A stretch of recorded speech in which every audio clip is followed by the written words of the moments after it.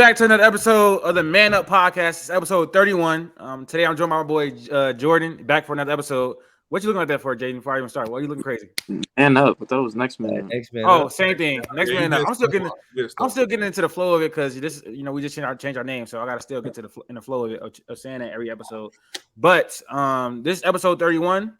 Today we're going to talk about Chris Paul being waived. Yesterday he was waived. I don't know if he's been waived or in the process of being what's waived. going on We're with trying to that? trade him. Yeah, it's a whole big thing. But I think he's not going to be on the Suns. So we're going to talk about other options for him to be, like where his next destination should be. We have Jaedon requested trade. There's been a lot of buzz around Dame going to the Nets or the Phoenix Suns or the Heat. So I'm going to be asking you guys what's the best spot for Dame to win a championship. Then we have a star bench cut. So we've been talking about Damian Lillard and Chris Paul. We're going to do a star bench cut between Chris Paul, Damian Lillard, and Russell Westbrook.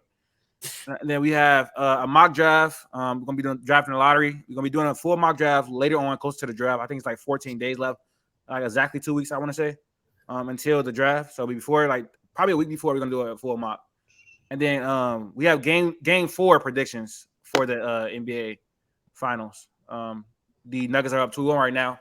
Looking like the series is over in my eyes, but you're gonna see what the panel is saying about the finals. Before we get into started, though, Jordan, obviously you got a new job, so how's that going? I just started yesterday. My first day was yesterday, and this weekend, I put out my first story today. It was like it's like a lot of so I live in Mississippi now. I moved to Jackson, Mississippi, and I don't cover Jackson State football. Actually, I cover.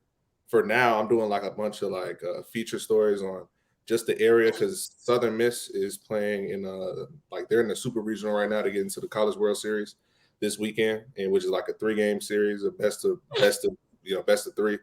And I'm not on that beat, but I'm on like the beat of like the reaction. So like this, if they make it to the College World Series, this is the first time they made it since 2009 or something. So like I'm getting the reactions of all that, and then once that's over. I'm doing high school football recruiting stuff. So I got to put together a list where we every year I work for Clarion Ledger USA Today. So every year we put together a Dandy Dozen, which is like the 12 best players in the state of Mississippi going into their senior year of high school. And we do a feature of them. So that's going to be my job this summer is writing features on them and, scouting other players for them up until basketball season comes around. I don't know if I'll still be there, but yeah. It's decent though. That's fire because you're gonna have to like actually like research stuff and then like get to know some of the players and go to list. I actually read your first story. It was I saw it was about like the ticket prices and stuff like that. So I definitely tapped in and read the story about ticket prices out here for because like again this is Jackson, Mississippi. Like I asked somebody in the office today was like you trying to go to this fishing tournament next weekend like because there's nothing. They really have to do out here. Like I've been out here looking for the runs. Like I've been out here looking for real basketball runs, like at LA Fitness or something. Like I've been trying to hoop, and they just different out here. Like I said, like they be fishing and riding horses and going to ranches and all type of different stuff. So I'm trying to get used to the area. But enough about that. Let's hop into it. All right, first topic though. Chris Paul was waived a few days ago. Not waived, but it's indicating that he's going to be waived or moved, or traded, something like that. Or he may return to the Suns for a smaller contract because he's set to make $30 million in the upcoming season. So they want to cut him and only have to pay him $15 and maybe stretch the contract or just pay him the $15 million. They'll save $50 million.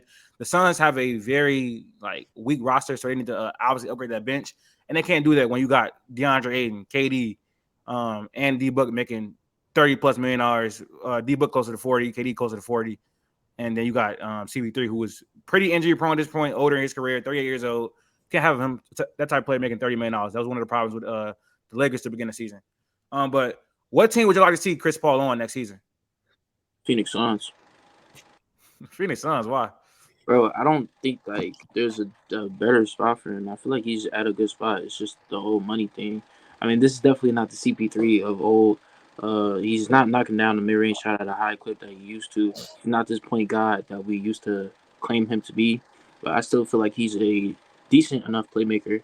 Is Chris Paul a starter in this league? Is he still a starter? Depending on team. Yeah. Depending. Probably, yeah. But I don't know, man. I like him playmaking for D-Book and Kevin Durant.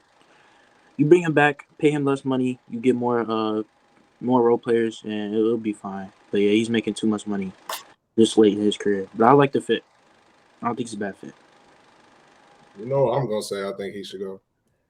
I think he should be on the Lakers, man. I'm sorry. He should be a backup point guard for the Lakers. I don't think he should start. I think Lakers should bring him in. If you want to bring D'Lo back and flip him and Chris Paul out, that's fine. I think Chris Paul on veteran minimum coming off the bench for the Lakers would be amazing. First of all, nobody other than LeBron, I'm not gonna say D'Lo isn't a solid playmaker because he is at times. At times he can be. I think Chris Paul in an Anthony Davis pick and roll, and that's where we saw Chris Paul really, operate and really, get in this year when he did turn up this year was in the pick and roll like always, with DeAndre Ayton, even though, their pick and roll wasn't as good as it was when Chris Paul wasn't washed as he is now. But, even in Spurs, I just think Chris Paul he's going to be a solid floor general for them off the bench. I don't think, like I said, in moderation, I don't think he's a starting caliber point guard on that team. But I feel like at this point in his career, he's trying to win a championship. So, and what other championship suitor for real is going to go out and get Chris Paul? But I don't know. Who do y'all think he should go? Latif, are you going to agree with me to go? No, I mean I can go. I would say I want to come to the Lakers. I think he could be the second unit point guard for us.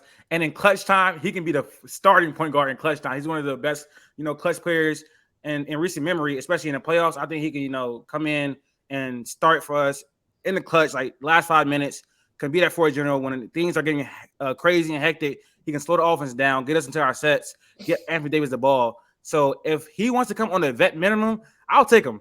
Nothing more than that. Not even mid-level exception. You're not getting that either, bro. You 38 years old. You very bad on defense at this point in your career. So if you want to come on a mid-level exception, I'll take you. Come get your championship with LeBron. I know you want to play LeBron. I mean, bring the whole banana boat back, man. Carmelo, you want to come back? D-Wade, you want to come back? I'll take everybody. Let's get this money. I think we clearly need a better upgrade as far as running offense than D'Angelo Russell. I don't think he's good enough running the offense. He looks for his shot too much, and sometimes we don't really need that. We need to set LeBron up. He can play a little bit more ball with Chris Paul on the team. Anthony Davis can get easier looks with Chris Paul on the teams. He knows how to just take what the defense gives him in the mid range. And yeah, he had a down season. Yeah, he hasn't been good since 2021 when he turned 38. But you never know. I mean, Chris Paul don't rely on athleticism or anything like that. He didn't have a bounce back season. You just need him to play 40, 50 games. Be ready for the playoffs. You know what I'm saying? Don't play him that much because every year he has to play a lot of games. He gets to the playoffs and get injured. None of that. We need you to play 40, 50 games.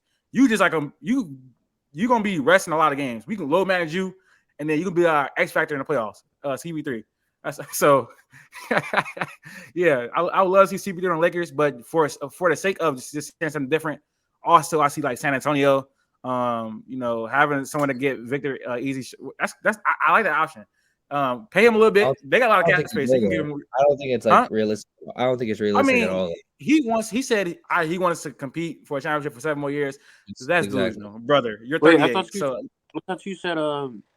thought you said Trey Jones was a great playmaker. So I thought that was gonna work out.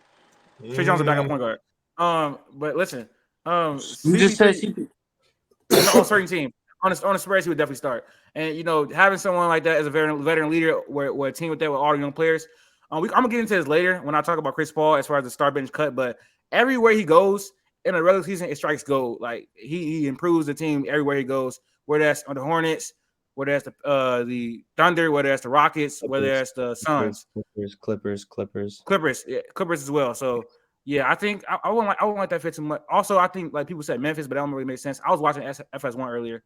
And I think it's a lot of options that can use Chris Paul. Celtics, anybody really. So I think most realistic I think is LA. But the two teams I'll pick out. I think if they weren't gonna blow up their team, I think a perfect spot would be Chicago. With Lonzo Ball going out. If they actually kept their unit intact, I think they need a point guard. I'm sorry, you're not keeping Pat Bev in starting lineup. What you laughing about? Why is that a bad fit at all? Bruh, you want them to replace Lonzo Ball with another player that gets injured? The most important thing about basketball is availability, and Lonzo Ball literally does not play basketball. So yes, it doesn't increase their ceiling at all. You're saying Chris Paul can give you solid bench minutes, then I will take it. Yeah, Chris Paul in Chicago, I would not hate that if they're going to keep their team, but they're not. So the best fit I think is Boston. I like him going to Boston. Boston needs a floor general that proved in the playoffs. No one's playmaking on that team. Chris Paul in Boston being able to pass the ball to Jaylen Brown or Jason Tatum, not be relied on to hit be the number 1, number 2 guy, maybe not even be the number 3 or 4 guy scoring wise, because sometimes Derek White plays well, Marcus Smart plays well. They have guys step up. So I think he could take a little bit less of a role there. You know what I mean? He doesn't have to, all the pressure's not on him. He kind of gets to chill out for a little bit and just pass the ball. I think Boston not a bad option. I think Boston not a bad option either. Especially cheap, because I don't see Boston I think this year, I don't know. I think the whole hype of if JB is going to get traded, there's a good chance he doesn't get traded, right? And they got to kind of move the pieces that they have. And if Chris Paul can be a cheap option, right? If they use their mid-level or if they use their vet minimum to bring him in, and throw Derek White to more of a 2 guard, throw Marcus Smart to more of a 2 guard, and kind of force. I don't know. I don't see many of these guys as point guards. Get to force them a little off ball. I still think you put Malcolm Brogdon on the bench. I think you might even start Chris Paul. I'd like him alongside JV and JT. So I think, I don't know. He's got experience. He's been to a finals. He brings that veteran leadership to the young guys on that team. I think Boston would be a pretty good fit. But I still think he ends up in Chicago. He ends up in LA because of LeBron. I think he ends up in LA. One, respect Jason Tatum to also nobody play makes on that team. He definitely play makes. That's one.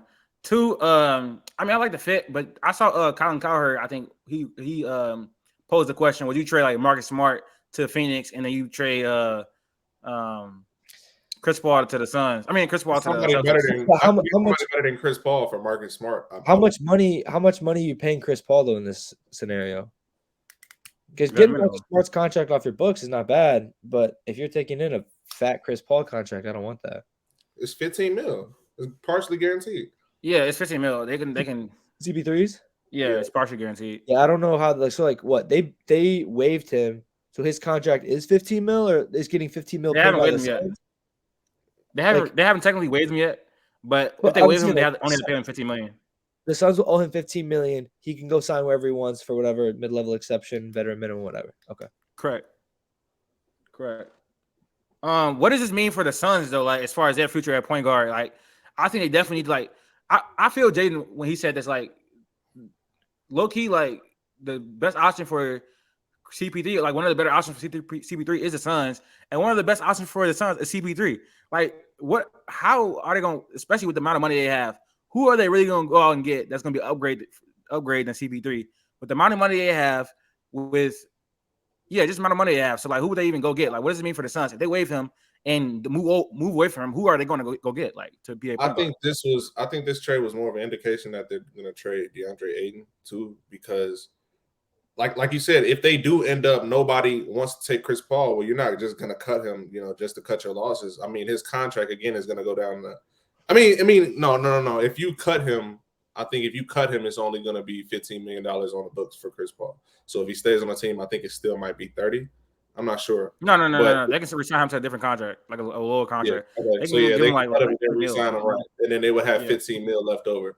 So and then that's just for that, and then you could trade Ayton. But like I said, I think if I was the Suns, that's what I would do. I would re-sign Chris Paul to make him take a pay cut so you can have more money to spend on what you really need, which is defense, role players, shooting. And like I said, and I think you can recruit some of those assets that you don't have the more than $15 million in cap space to spend. You can recoup some of your assets in a DeAndre Ayton trade, which I think they'll end up doing. I wonder. I really, really just am looking forward to what they do with DeAndre Ayton. I do think that at the end of the day, if I had to bet what was going to happen, I think they're going to keep Chris Paul and, like I said, re-sign him. But and they're going to trade DeAndre Ayton. But I don't know. But looking forward, I don't think it's that bad of a decision, depending on who you can get for Ayton. And you can have Chris Paul back on a lesser contract, on a lesser deal, and like I said, get more money back so you can build a team around KD and Devin Booker. But if we're being honest, I don't really know how much of a team you can build, with the limited resources that they have right now. So we'll see. No assets, no picks. They have no They have assets in their yeah, pick. they traded 4 first rounders for KD, so they don't have any, first round talent to go out and get this year either. So I don't really know. I don't think the Suns are in a position to really, still. I mean, they're going to compete because they have KD and Book, but I don't think they're in a position right now to win a championship. JD, I also agree with that. I also agree with that. Go ahead, Max. Why do you think that this them doing this to Chris Paul kind of, I guess, catapults the idea of an Ayton trade because it clears up more cap space? Because I think that they're acknowledging what needs to be done. If you trade Ayton, then that's more money off the books for players that can, because if you trade Ayton, it's going to have to be for 2 or 3 players.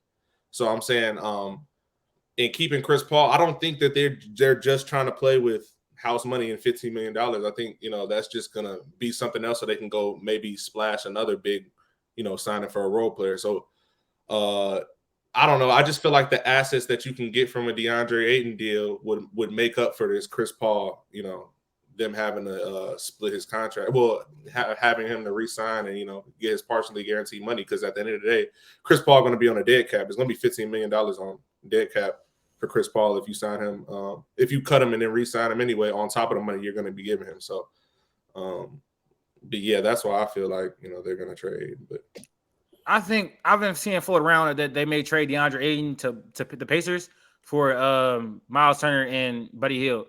That brings something like shooting and defense, which they really need. And I think Miles Turner is actually a better fit alongside KD and D Book than DeAndre Ayton, who really needs the ball and his hands to be the most effective. But would you guys do that though? If you're the Pacers, would you trade DeAndre? I wouldn't personally. No, I'm sorry. Yeah, that's what I was gonna say. That was terrible. I'm like, what value? Miles Turner's a better center than DeAndre Ayton. He's on a less contract, I think.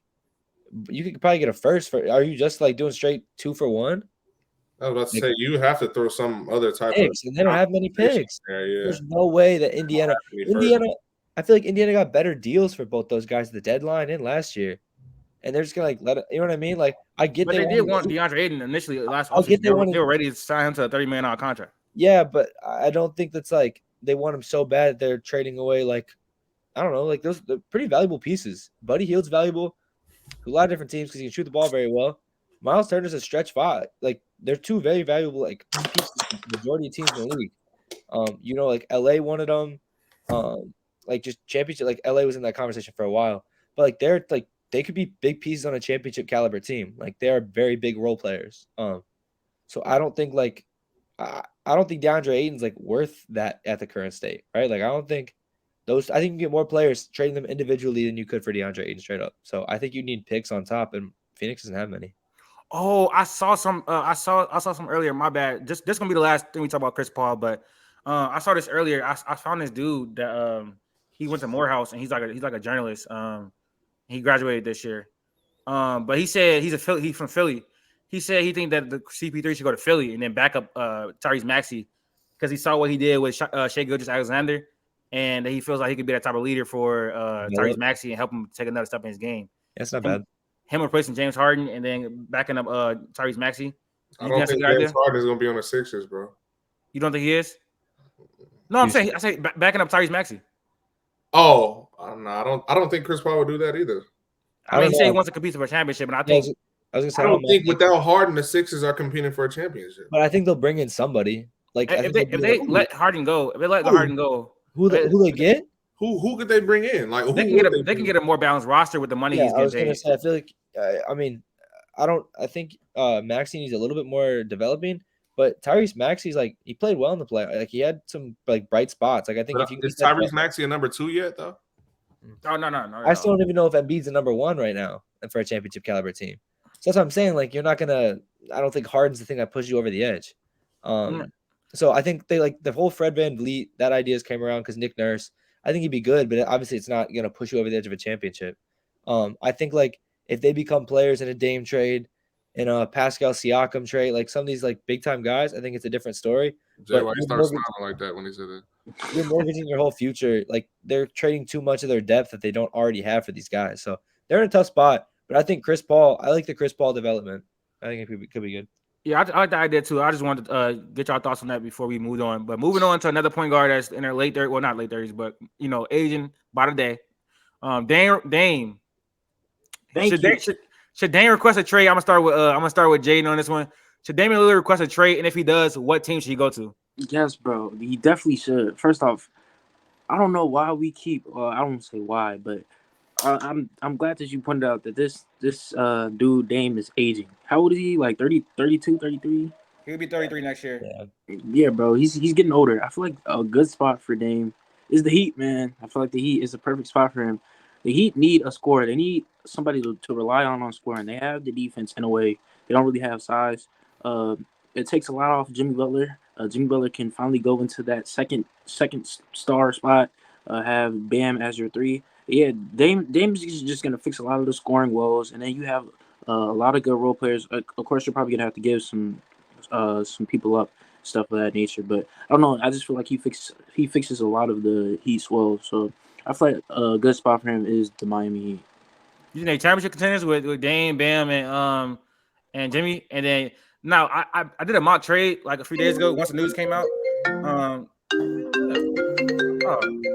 Bro, tell her she can wait. Anyways, so what I had was Kyle Lowry. Now, mind you, Kyle Lowry has one more year on his contract. He's making $30 million. So to make the money matchup, I did Kyle Lowry, Nikola Jovic, the rookie from overseas, and then Tyler Hero, who's also making like $27 million, and then 3 first-round picks. So that was a trade. So I don't know if that's strong enough because it's Dame, but you gotta send something now. Yeah. So that's they don't really have that many assets. So that's why I did. I feel like whatever team Dame wants to go to, Portland's gonna send him. He's been there for 10 years in the East. They said they made it clear in the East. Oh, okay. Well, I feel like they'll send him to any team that he wants to because he's been there for 10 years, been a model citizen, he's been loyal to the team. So they're gonna obviously want some assets back, of course. And I think Kyle Lowry on an expiring contract is not too bad. You can get, bro. You don't want to pay Dame for the next 4 or 5 years. So getting that Kyle Lowry contract, getting that money off the books soon would be good. And then Tyler Hero can come off the bench. $27 million for Tyler Hero is kind of crazy, but he can come off the bench and be a bench scorer. And then Nikola Jovic still has promise as a player. So I think that'll be a good trade for the Heat. Do you guys have any other like destinations? Because I ain't gonna lie, the Heat is lucky the one of the only realistic and option they can win a championship with. I'll hop in. I've been talking about this for a while. I would love to see Dame in New Orleans. I don't know how it's done. I would love to see Dame in New Orleans. I'm sorry. I think that team would be so much fun. It takes the pressure off of BI being the number 1 option. You could put Dame as the number 1 scorer. It takes the pressure off Zion for being on the court. You're trolling. I'm like so serious. If Dame goes to any team, it's New Orleans. I think that team. I would root for that team. That team would be so much fun to watch. I'm not gonna lie. It doesn't make Zion have to get on the court. Like he could take time to get back and be healthy, because their team will still be competent with Dame and BI running the show. So Zion can take his time, come back gradually. I think piece-wise, I don't know what you give up. I think that's the only issue. Like, I mean, they have a lot. They don't have the one thing about the New Orleans Pelicans. They have the assets. They don't have the money to match the contracts with them. And it's the only thing you really can do is trade CJ back to Portland. Yeah, you probably trade CJ back there. You probably trade CJ. You might have to trade Jonas Valanciunas to get the money work out. And then like valuable wise, like the Dyson Daniels or like you probably have to send either Trey Murphy or Herb Jones. One of those guys. And then some picks, obviously. Mm-hmm. But like a lineup with, let's say they keep Trey Murphy, like a lineup with crazy. Dame, Trey Murphy, BI, Zion, and whatever center you sign. Like Nasri.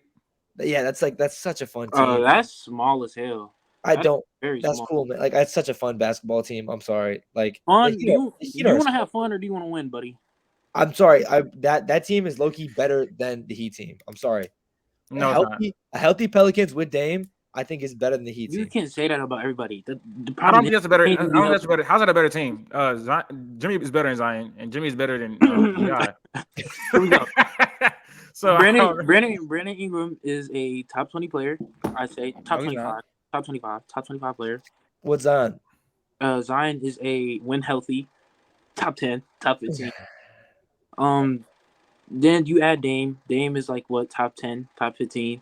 So that's better than me. Are you yelling at me, Jane? Like, why are you mad at me? I'm not trolling. I'm so serious. If Dame goes to any basketball team, I would love for it to be New Orleans. No, but it was just like the shade that you were throwing at Zion. I didn't really understand. I'm being like so serious. That's not shade. Zion can the whole point of it is like the Pelicans are not winning when Zion's not on the court, right? We've talked about this. So the Pelicans will win basketball games if you're big. If it's BI and it's Dame and you have good role players on the bench, right? You can sign a couple guys in free agency. But if like Zion's like time, like he can take his time to come back. I'm not saying take a whole year, but like take more time off, like get back healthy, get back in the right mindset. Like, I don't know. That's not a bad team, in my opinion. But if he's going to the East, he's going to the East. But I like his trade. I like a move to New Orleans.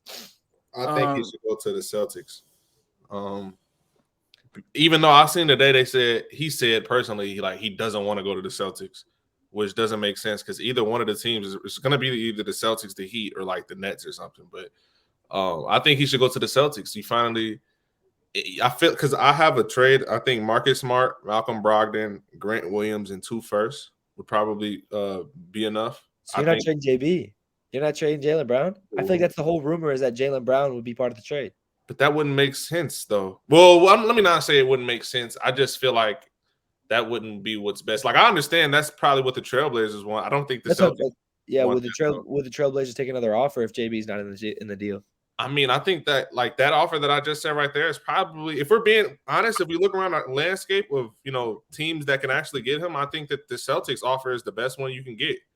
With like I said, Marcus Smart, Brogdon, Grant Williams, and 2 firsts. Like I don't think there's a better, and the money works. I don't think that there's a better deal out there. Like, can the Heat beat that deal?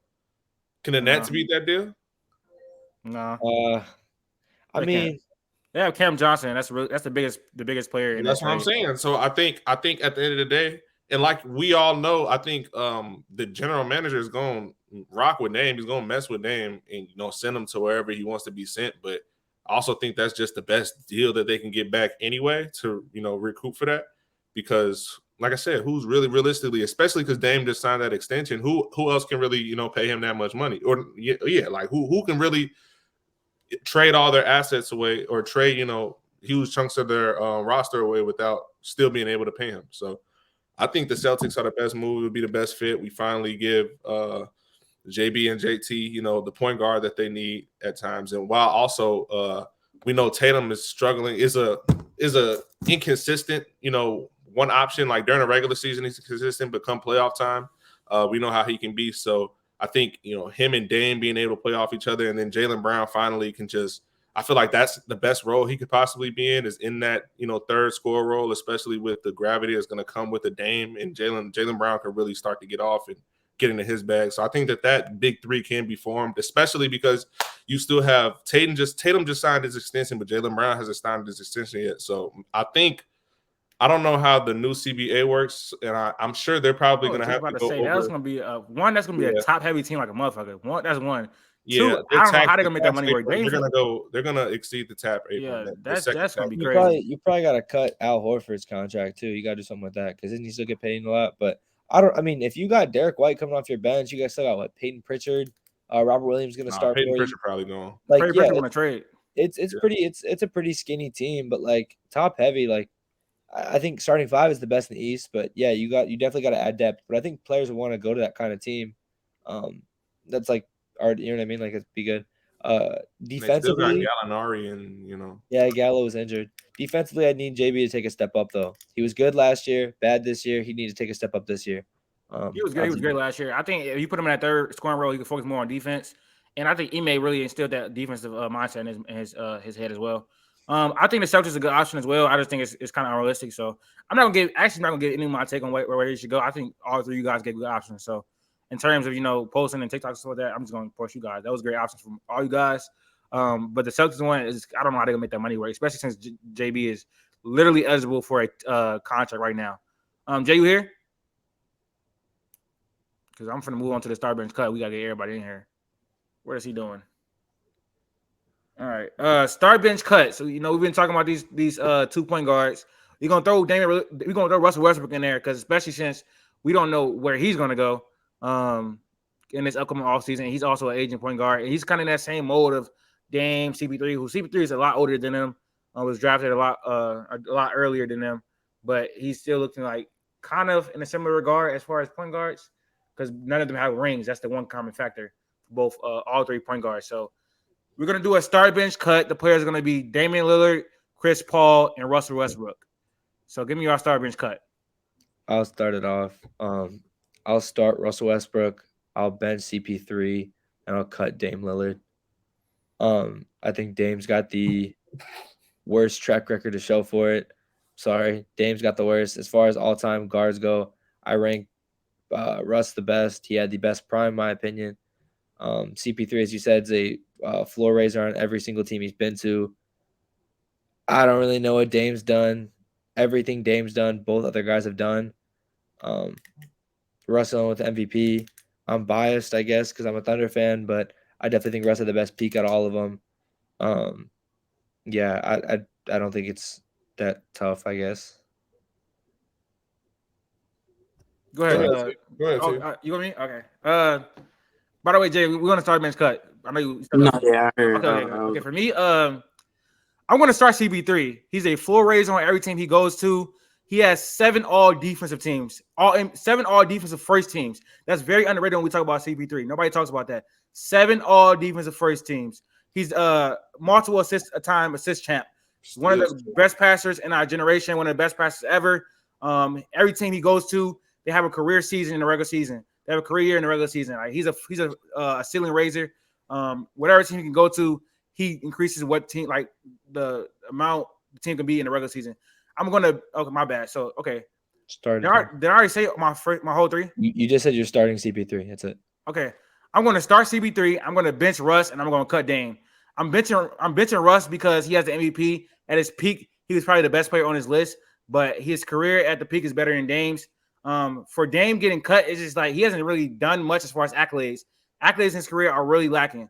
I think the last 5-6 years he's been better than Russ, but as far as accolades, he just has none. I think he has like a few All NBA teams, Rookie of the Year.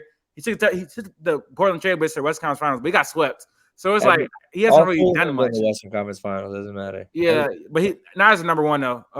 Not well. CP3 as a number one, but not Russ. Not as number one. So yeah, I think Russ been to the finals though. I'm sorry. As a number 2. So that holds more. Might hold more magnitude than going to Western Conference Finals. Anyways, yeah. So that's what I'm going to do because I think Russ is like at his peak. It was 3 straight seasons of triple doubles. I just think that MVP just puts him over. Like literally, that MVP season probably being a top 5 player in the league at that point. Just puts him over Dame as far as a career standpoint, and that's how I have it ranked all the time. I have CP3 over Russ. I have Russ, and then I have Dame. That's how I have it ranked all the time as well. So yeah. Anybody else want to type in? Go ahead, JD. Go ahead. Oh, me? Yeah. All right. So I don't know. I'm happy to hear you say this. I didn't really get to hear Max's whole thing. Max, did you have CP3 start or you had Russ? Russ start, then CP3, cut Dame. Sorry. Anyways, well, him being on your roster still, in his standpoint, it's still very makes me very happy. I feel like CP3 has gotten a lot of disrespect lately. People call him CP0, all this other weird stuff. Man, CP3 was that guy. I believe he was a great defensive point guard in his prime. He was a great playmaker. So right now I'm gonna start CP3. Then I'm gonna put Russ for all the reasons that Latif said, and I have to cut Dame for all the reasons that Latif said. His accolades are lacking. What does he have? Like a Rookie of the Year? He got a few All-Stars. You don't want to care about All-Stars. He's 6-time All NBA. Why y'all disrespect? That's like second team, third team, bro. Let's be honest. Not specify. Oh, my bad. 8-time All NBA. He was first team All NBA before. How many times? Second, fourth. Not really moving the needle for me. I'm not gonna lie. So yeah, like bro, 7-time All Defense for CP3 is insane. Like, let's be honest. Like, as a 6 feet guard, come on now. What are we doing? Y'all want me to get my list? I'm starting Chris Paul and I'm benching Dame. I'm cutting Russ. I'm sorry. When you just look at the full body of work, for the most part, a lot of Russ's. I'm not gonna sit here and talk down on. These are 3 all-time great players. These are 3 top 75 players ever. But at the end of the day, I understand you guys keeping Russ because technically Russ probably was the best player at his peak out of all these players. But if you're looking at the career, I think Dame has just been. You guys are sitting here asking me what has Dame done. Like Dame hasn't sat on the number one team to be loyal for 13, 12, 13. What are we talking about? I understand that's his fault. Look, I understand that's his fault, but damn, if you give Dame some of the teammates, some of Chris Paul and Russell Westbrook's teammates, come on now, we are not talking about him like we're talking about Chris Paul and Russell Westbrook. Y'all know that. If you put Dame on a team with Devin Booker, if you put Dame on a team with KD, James Harden. Who else Rustin played with? Kawhi. Paul George. Okay, first let's his fault. Let's be honest. Let's be honest now. If Dame is a number 2 like Chris Paul and Russell Westbrook was, stop. We're talking about probably one of the best number 2 options of all time on a championship team. And he thinks he's a number 1. I think Dame is a number 2. I think Dame could probably be the best number 2. I think let me get this right. In a perfect world with a team, built to a T around him, he could be the number 1. We saw him. No, he can't. He can't. No, he can't. Look at the teams that he's played on. He's not a level of player. He's not a level of player. He's never had an all-star teammate. There's only a few. He's never had an all-star teammate. Never. There's only a few. Except players. my bad. LaMarcus Aldridge. There's only been a few players in like the recent last 25 years that's able to been a number 1 on a championship team. Like he's not in that mode. He's not Kawhi. He's not. If you give him an all-star teammate, we don't know what he does. Listen, no. No guard. Nobody under the height of 6'6" can be a number 1 in this. Sorry, we're not. Stephen Curry. Stephen Curry's anomaly. Stephen Curry's anomaly. If you put Dame on the Warriors, they're not winning championships like they were with Steph. I didn't say that. I said if you give Dame a number 2, or you make Dame a number 2 like you made those other. You said if you make Dame the number 1 and put him. I think Dame in a perfect situation could be a number 1. No, you cannot. Did he not run into the best of all time? My bad. Is Golden State not the perfect situation? Huh? Is Golden State not the perfect situation to put a shooting point guard in? I think he would win a championship. Yes, I do. I don't think I do. Yes, I do think he would win a championship. He's not Steph. He's not Steph. I'm not saying he's Steph. I'm thinking they're going to get at least 1. No. They get KD, yes. They get KD, yes. With the all-time defender and Draymond on the team, all-time shooter and Klay Thompson on the team. No. One of the best coaches that we've ever. They're not touching the Cavs. They're not touching the Cavs. LeBron probably would have beat him in 2015. What are we talking about? With KD on the team, Dame is winning. Oh yeah, with KD, yeah. With KD, yeah. But that's my whole point. He's not the 1 though. He's not the 1 at that point. He wouldn't even be a number 2 at that point. If you give Damian Lillard the number 2 option, or you make him the number 2 to somebody else, they're competing for championships year after year. No, I'm not gonna lie. If Dame goes to the Celtics this year, they're winning the chip. He's not the 1. They're winning. Jason Tatum is the 1. Jason Tatum is the 1. Okay, but that's okay. You can say that, but that's I said if Dame is but a 1 that has an all-star number 2, or you said if Dame is the 1 that he can be the championship, he can be the best player on the championship team. No, he cannot. I think if you give Dame, you put Dame, Dame hasn't had a real number 2. You put Dame on the Warriors teams, he's not winning because LeBron is going to whoop his ass. Bro, okay. Stop. We can agree to disagree about him going to the Warriors and winning.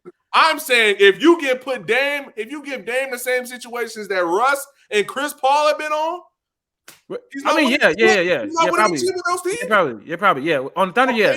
On Thunder, yes. That's what I'm saying. Like Dame is just a better fit around. He just ages better. He ages a lot better than Russ. I personally feel like, if we're being honest, bro, I think Dame at his best is up there with both of them. Like, I understand Russ won an MVP. Okay, cool, fine and dandy, won an MVP.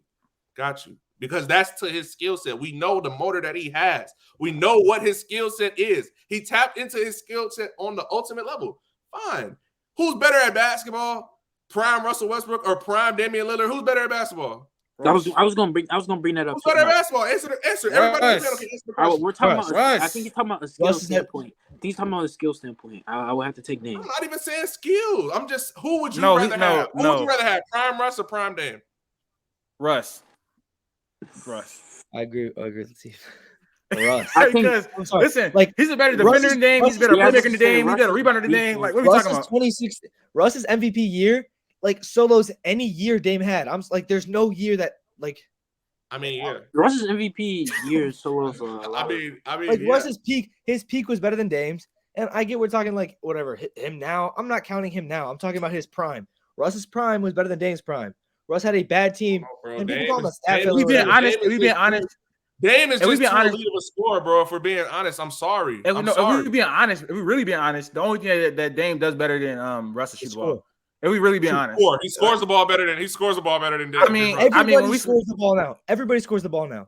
Like I'm not gonna lie. Well, he scores the ball. He scores the ball better than Russ. Yes, he scores the ball better than Russ. He's more efficient at doing it too. Yeah, he's more efficient. He's way more efficient. than Russ. Yeah, he's efficient. He's more efficient than Russ. He can score the ball better. He can shoot the ball better. Every other part of basketball, I'm giving it to Dame. Low key, like look. I'm giving it to Russ. I'm giving it to Russ. I'm giving it to Russ. Every other part of basketball, I'm giving it to Russ. If we be honest, like player for player, he like low key like every other part of basketball besides like So can shooting y'all and answer the scoring. question? That's it. So wait, I forgot. You started CP3, you benched Dame, and you cut Russ, right? That was your 3? Okay. Yeah. I feel like cutting Russ is the only wrong answer. We're talking about 3 of the best players to play the point guard position, probably 3 top 10 caliber point guards of all time. I don't think this is. I don't think it's crazy to cut Russ. You got Dame over Russ. You got Russ over Dame all the time. I feel like under the pressure, not even just under pressure. I just feel like in high. I'm looking at it as is. Who would you rather? Like, who would you want on your team in that order? I'm not looking at it. Who's the best player? If y'all want to say, again, like I said, at their peak, probably Russ was probably. I mean, I wouldn't take Russ, but. I can understand why y'all say Russ is the best player at his peak. I feel like Chris Paul, the defensive end, he could score the ball at a high level, especially come playoff time. He's also a better playmaker. At a time, he could shoot the ball. Obviously, I just feel like, in my personal opinion, there was a point in time where I think peak Chris Paul, like 2011, 2012, Chris Paul was probably better than Russell Westbrook at his best. But, that's just me. Or as a fit, who I would want on my team. I think both of them. Chris Paul is definitely better all the time. You can argue Chris Paul is a better player than Russ. If we being honest. Chris Paul. I think Chris Paul is a better player. He's a better shooter. He's a better playmaker. He's a better defender. The only thing he has on him is really rebounding. Oh, Russ is a better scorer too. Russ a better scorer too, and for better finisher. But besides that, you can really argue that Chris Paul is a better player. Dame's out of there though. I understand. First 2 players do it on the defensive end. Like in his prime, Russ did it on the defense end. So we talking about two-way stuff like that as well. That he definitely does on the defense end. I don't know, bro. I just think Dame is like clearly the best scorer of the 3. But scoring's not everything. I understand. I don't know. Who would I rather? I'd much rather have Damian Lillard and Chris Paul than Russell Westbrook. They're a great player though, but you give Dame some help, man. We not talking about Dame the way we are right now. And if Dame wasn't, so loyal, quote unquote, to Portland, then we wouldn't be talking about Dame with the disrespect that we have. Because I'm one of the people that think Dame is one of the 10 best players in the league today. Still, he's fringe. You gotta you can argue that Jimmy Butler might be better than him. That's but fair. I mean, that's fair. But I'm saying he's in the conversation. Is my point. So, and I feel like he's been in the conversation as a top 10 player. If there was points in time, he was undoubtedly a top 10 player in the league. So. Facts. I mean, but like I said, all 3 of them, same thing. Has he ever been a top 5 player in the league? I think you could say undoubtedly at one point in time or another, CP3 and Russ have both been top 5 players in the league. No, I don't think CP3 has ever been a top 5 player in the league. I don't know. Chris Paul was a top 5 player in the league in 2012. Both those guys were top. Yes, both those guys. In his first year in LA and the Clippers, he was first team All NBA. Third MVP voting. He led the league in steals or something. He led the league in assists or something. Both those guys were top 5 players. Undoubtedly a top 5 player in the league. Come on, bro. Both those guys were top 5. Hold on. Come on, bro. What are we doing? Let me do my research. I think Dame probably hasn't because no, because like you think about it, he was not better than LeBron, not better than KD, not better than Kawhi, not better than Steph, not better than Jokic, not better than Giannis. Like there's guys who the past couple of years, like he just hasn't been better than those guys. Russ in his MVP year, CP3 starting out. You could even throw in some of those Hornets. And like when he was on the Hornets, like the last year, he was like up there. Like he was close. He was fringe. So I think, but like he was finished like second or third in MVP voting. Like 2011, 2012 maybe. But he was like up there, I thought. So yeah, both those guys at top 5 years. I don't think Dame's ever been top 5 in the league. Yeah, Chief. Chris Paul was first team All NBA, first team All Defense, steals leader, and assist leader in 2014 and 13. So yes, he was a top 5 player in the league. cold. Okay, You can't not really name okay. because I thought you were saying 2011, 2012. I mean, still, I think he was still fringe though. He was up there. There's Yeah, a like, reason I don't why think they he was top like, five. He only there's a played reason 60 why. games. There's a reason Because look, why. it's what this LeBron. You got LeBron, Kobe, Katie. I don't think D Wade was Dwight? better than him Was at that Dwight up point. there still? Huh? Was Dwight up there still? 2010 Dwight. 2013, 2014, no. Like there's a reason David Stern vetoed that trade. Like there's a reason David Stern vetoed that trade to LA because him and Kobe would have been crazy. Is it an echo? Can I hear the echo? Or is that me? Yo. I can hear it too. No, that's like, I think that's feel like- Jaden. yeah, bro. Hold on. It's like some staticky shit. Mute your Hold mic. on, let me mute you. Yo. Yeah, That's we're good. Jaden. It's Jaden. Wow. Fix your mic, bro. Where the laptop at, bro? You in college with no laptop? Bro, I'm working. Bro be doing his homework on his phone. He crazy. Hold on. Yeah, I can fuck the ground game. We finna unmute Jaden because we gotta do this mock draft. So you need to fix that before we do that. What'd you? Dame just posted. What'd he say? He just posted a picture of Dame time. Very ominous. It Bro, just no, I said- ain't gonna lie. He said people were jumping to the gun. He wants to play for Portland next year. He said he's gonna start. He said he's supposedly gonna start the season next year with Portland. So that's what I saw. Yeah, he's posted a bunch of stuff. All right, let me ask Jaden if he's coming back real quick. But let's talk about. Okay, he back. Never mind. Jaden. What's going on? I'm back. Yo. All right. Yeah, it's All right, it's good. All right, let's move into this mock draft. All right, let's move into the mock draft. NBA draft in literally 2 weeks, 14 days from now. And June 22nd is gonna be the 2023 NBA draft. A lot of star-studded guys, a lot of people in the back half of the lottery, and in a later round that can be great role players. I think it's probably gonna be deep draft. I think people are saying it's really top heavy, but I think it's gonna be really balanced when we look back at it in a few years. It's gonna be one of the deepest drafts in recent memory. Let me get the draft order up before we start. Who wants the first pick? Jaden? Fuck it. Yeah, I'll go with We're going top 12 again or top 14. Sorry. Yeah, top 14. I'll get number pick. I'll get number 2 to Max. I ain't gonna lie. We're gonna give number 2 to Max. You want to do it for controversy? You get 3, JD. Yeah. for Jordan, you can do Please don't do it. I wanted to take 2 just so I could avoid it, but go ahead. No. I know how Max thinking with number 2 pick, and that's why I need him to have to number 2. I was gonna say, what if I just switch my? No, I mean it's whatever. What if I just switch my picks to make you mad now? But yeah, so Jaden gonna have number 1. Max gonna have number 2. Jordan gonna have number 3, and then 4. Then we gonna go in that order, whatever.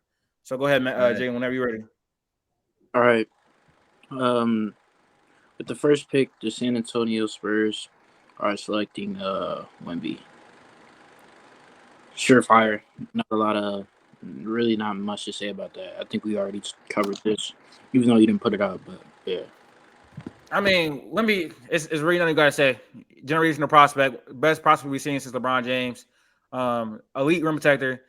He can make the 3. He can put the ball on the floor. The only concerns I have for him is playmaking, which I don't know how much you ask a playmaker. I mean, the center to play make. I don't think he's gonna be able to get a rebounder either as well. I don't think he's gonna be able to get a rebounder. But he's gonna be an elite shot blocker. I think he's gonna be a good post defender, even though people elite shot blocker, but not a good rebounder. I don't think he's gonna be that great of a rebounder. Like I don't think he's gonna be like one of the best rebounders in the league type shit. Like I don't think he's like based on his frame and stuff like that. I don't think he's gonna be that great. Like who do you know with his type of frame that's a great rebounder? Like we seen Porzingis who's 7'4", 7'3", not be that great of a rebounder. You know what I'm saying? So I think he'll be elite, like that type of player, or elite shot blocker, but not a great rebounder. Also, I think he'll have some energy concerns at it being that big. You know, you'd be 7'5" with that body type. You had to have some injury concerns. So as long as he's not injured, though, he'd be one of the best players in the league. I think that's his ceiling. I don't know about top 5 all time. If he don't be top 5 all time, it'll be a failure. That's kind of insane to say. But yeah, wouldn't be a surefire pick. I don't think people got that much to say about it. We've been knowing he's the first pick for like 2 years now. Go ahead, Max. All right. With the number 2 overall pick, the Charlotte Hornets select Brandon Miller. You guys, we talked about this last time. I got to keep the picks the same. I have to. I think the fit is much. I get you're saying the fit with Scoot works, but I don't care if it works. The fit with Brandon Miller, I think, is better. Brandon Miller, you call his defense overrated. You just seem like a Brandon Miller hater, which is cool. I understand. Like His defense is overrated. People, that's not. We not. But he is a easy plug and play guy. Good at offense, good at defense. You could say he's overrated. Doesn't matter. 6'9" wing is what the league is about. Wings run the league. I think Scoot's good, but like I like Brandon Miller better. Nasty. Not much to say. Nasty. We talked about this in another episode. So listen, Max. We learned throughout NBA history, NBA draft history. Thank you. Whether it's Michael Jordan, whether it's James Wiseman, like don't draft for fit. Stop doing that. You are the second. DeAndre Ayton. Yeah, where does DeAndre Ayton? You have the second overall pick. Your team is terrible. You're the best possible player on your team. And I don't want to hear what you got to say about Scoot being closer to a prospect as Brandon Miller, or you think Brandon Miller is a better prospect. That is insanity. This man was 17-year-old playing against grown men, holding his own. At 18 years old, dominating grown men. He's a physical freak. The man is like a linebacker coming into the NBA. He literally has one of the most NBA-ready bodies we've ever seen in NBA history. He has the athleticism of Derrick Rose and Russell Westbrook, but doesn't even need to rely on that. This man is an elite prospect, and his jump shot even looking better. He has all the tools on defense as well. Now, you keep talking about this fit we talking about. Turn some film on, bro. Turn some film on, because this man is a great cutter. Now, like you think about it, bro. You think about it. Him driving to the basket, he's going to cause so much attention. That's an easy kick out to open player or LaMelo. And LaMelo is a 40% shooter spotting up, bro. So that's going to be a great fit. Now, let's say LaMelo got the ball. Scoot is a great cutter. He cuts. He penetrates the defense, another kick out, or he finishes. Even again with Scoot having the ball, he penetrates. He kicks LaMelo. They close out hard. LaMelo drive. It's a 4-on-3, bro. And LaMelo is one of the best playmakers. He makes the best decision every time. Stop talking about fit. It's going to work. You need to take the best player available. Better? Don't lie, because we talked about this. Who fits better? Brandon Miller fits better, but like I said, who fit better on the Suns? Who fit better on the Suns? Who fit better on the Suns? Luka or DeAndre Ayton? Luka, because they can sneak. What? Okay, all right, never mind. No, whoa, what was I gonna say? I just completely lost my train of thought. Oh yeah, you compared Scoot to Michael Jordan. So just I didn't do that. That's not what I said. That's not what I said. That's definitely not what I said. Expectations. Top 5 or is it bust? I didn't know. No, I think no. Like especially with. I'm not that high on Brandon Miller. I'm not gonna lie. I just feel like I think he has a high floor. Like he can be like a Michael Porter Jr. type player, or he just spots up and hit the three type stuff. But I think people are overrating his defense. He was not locked in on defense all season. Like he has lapsed on defense a lot. Over at Alabama. Not to mention, I'm not that fond of his ball handle. I think his ball handle is really weak. I think he can't attack the basket that good at all. I think he's very slight for his size. He needs to put on weight. He needs to improve his ball handle. He needs to improve him going to the basket. And I don't think he's that great on defense. So I'm not that high on Brandon Miller. So that's why I'm not. I ain't gonna lie. In my mock, I got to go on 4. I'm not. You sound like a Brandon Miller hater. You got him going 4. All right, I do. Who's going ahead of him? I'm Thompson. I'm just going. You're crazy choosing it. You're crazy choosing a 20-year-old playing against 16-year-old.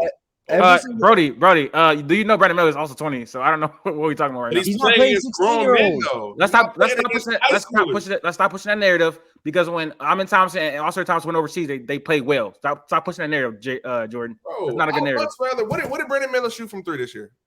What do you do in the tournament? I answer my question. Don't answer my question with a question. I understand. 38%. Based off the tournament? 38% on 7 attempts. You're drafting a player based off the tournament. 38% on 7 attempts, right? Yeah. Now, what did Nassar shoot? What did Nassar shoot from 3? And Nassar and Alman, what did they both shoot?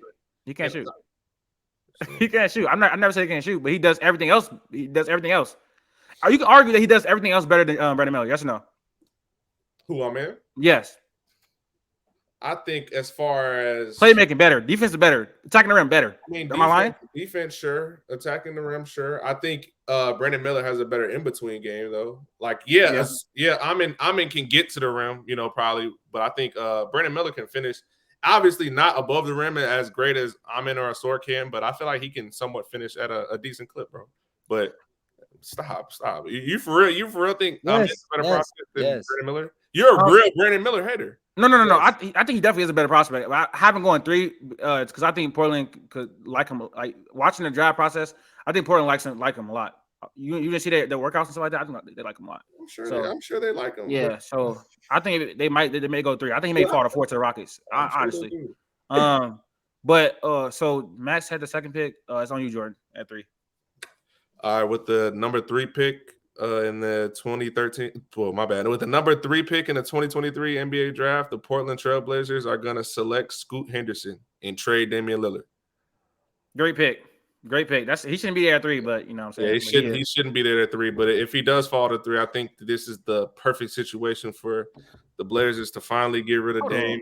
Can I say something real quick? Go ahead. We always like to say, "Oh, this fit with LaMelo wouldn't be good, bro." This fit with Anthony Simons ain't much better. If we be honest, like it's Loki the same thing. Like, we be honest, you don't have so much wrapped up in Anthony Simons. LaMelo Ball was like your best pick. LaMelo Ball is a better basketball player. You care more about a fit with LaMelo Ball. I'm not gonna lie. Anthony Simons is expendable. LaMelo's an all-star. They wouldn't trade him, huh? They wouldn't trade him. What would be the point of that? I'm just saying, I'm like LaMelo Ball is a better basketball player. You care more about a fit with LaMelo than you care about a fit with Anthony Simons. Okay. Yeah. Scoot LaMelo day 1, LaMelo's a better player. Is Scoot the better player day 1 out of Scoot and Anthony Simons? Yes. So you're caring more about Scoot in that relationship. Exactly. You're caring more about LaMelo in the other one. All right. Well, Jordan, you got anything else to say about the 3rd pick? No, it's just self-explanatory. I think obviously they take the best player available, the best guard prospect that we've seen in about 15 or so years. It's kind of self-explanatory. I think, like I said, with a pick like this, you can pretty much. I mean, like I said, I think he's gonna be one of the all-time premier guard. Now, I don't like saying that because I hate being wrong about stuff like that. But I definitely think, when Scoot Henderson's time is said and done, I think we'll be talking about him in the top 100 players list or whatever. So I think he has everything. Obviously, his jump shot, even though I don't think the jump shot stuff is that big of a question. I mean, I'll forget what he shot from 3 in OTE, but not OTE, my bad, with the Ignite. Mm-hmm. But I think it's not really many questions for him defensively. I think moves his feet really well, pretty physical, solid defender. Obviously, we know how much of a monster he is getting to the cup. Great playmaker, great finisher. Go ahead. What? Mid-range game too. Don't see what that pull-up mid-range is nice. Yeah. It's a nice pull-up midi. Everything. He's really just the full package. Like, we haven't seen, like I said, a guard prospect probably as good as him since obviously Derrick Rose coming out in 2008. So I think he's a better guard prospect than Russell Westbrook. I don't know, Tro. I think he might have been. I don't think that's crazy to say either. I thought you were about to say Derrick Rose. Oh my God. No. Because Derrick Rose is number 1 overall pick, and I think D Rose had that that midi too. Like his jump shot was obviously. Why are we overthinking this? They're very similar. Very similar. If Scoot is in any draft that Wembanyama's not in, he's the first pick. Like, what are we overthinking this for? I don't understand why we're drafting for fit, especially like you said, with the Hornets. It's just been too many instances where teams drafted for fit and just missed out on an all-time great player. So I think Brandon, low-key drafting Brandon Miller too would be a mistake. To be honest, I think it's going to be a mistake. I think it is. I'm not gonna lie. Like, I should also drafting school will give you cause to get rid of Terry Rozier, who needs to go. You're paying him $26 million a year. He needs to get traded. He has to go. You can just replace whoever the 3-man. I definitely think LaMelo and Scoot together, and then you trade Terry Rozier and other assets for other people. Like, I definitely think the Hornets are easily off the rip gonna not compete, obviously for a championship, but there'll be like a play-in, team like they've already been before, or they damn near can, fight for a play-in spot with the 8th seed. So in their first year together, if LaMelo is healthy, like I say, if LaMelo is healthy, if Mark Williams is healthy, if they play their cards right. But come on now, let's be for real. I don't understand drafting Brandon Miller over Scoot that much, because like you said, there's way more questions with Brandon Miller as a player than there are Scoot off the court too. Yeah, exactly. Not off the court too. So it's like, I don't get it. But Jaedon, go ahead. Why are you making faces, man? What's going on? What? No, that's just a little nasty. I didn't know we That's were not nasty. this podcast. That's stuff you could consider when you drafting the prospect. But okay. Yeah, I didn't know we were. Anyways, let's get into it. We didn't talk, I think it's probably gonna be the most conversation we have about the picks. This is probably the most like controversial. Actually, Max gonna do something down later, so probably not. I can't. You give me a bad pick. I know. Good. I want you to draft that player anyways. Okay, so with the Stop. We're not gonna act like off stream. You said I made good picks last mock draft, so let's not say that. Oh, you did. Okay. Let's not talk smack about me now.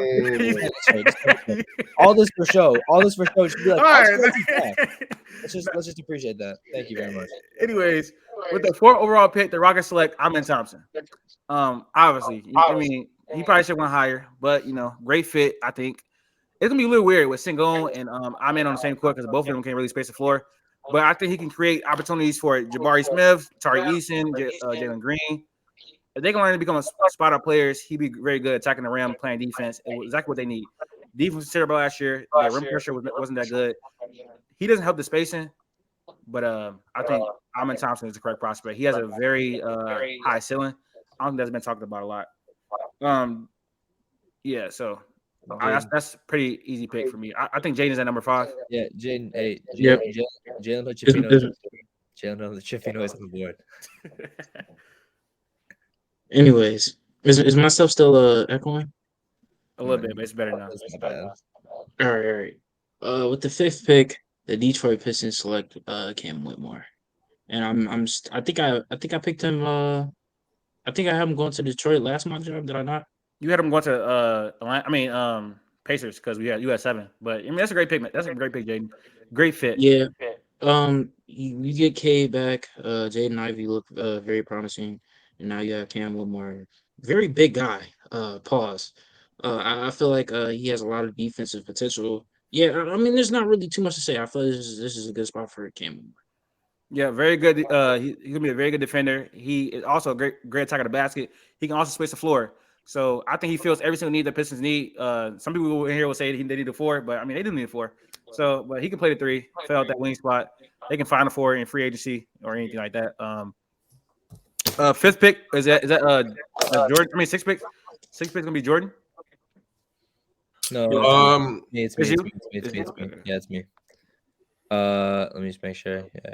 Yeah, Jay, you look echoing a little bit. You're not talking to me, bro.